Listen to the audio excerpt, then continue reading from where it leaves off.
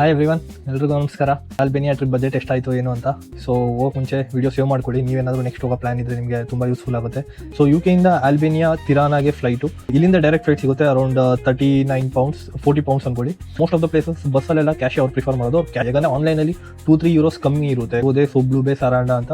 So ನಂದು hotel video ಹಾಕ್ತೀನಿ. ನಾನು ಒಂದು ಅಪ್ರಾಕ್ಸಿಮೇಟ್ಲಿ 58 ಪೌಂಡ್ಸ್ ಪೇ ಮಾಡಿದೆ.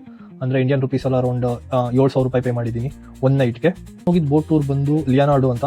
ಸೊ ನಾನು ಅದಕ್ಕೆ 23 euros ಪೇ ಮಾಡಿದ್ದೀನಿ. 5 ಐಲ್ಯಾಂಡ್ಸ್ನ ಟ್ರಿಪ್ ಕರ್ಕೊಂಡು ಹೋಗ್ತಾರೆ. ಸೊ ನೀವು ಇಲ್ಲ ಯೂರೋ ಕ್ಯಾರಿ ಮಾಡಿ, ಇಲ್ಲ ಲೇಕ್ ಕ್ಯಾರಿ ಮಾಡಿ.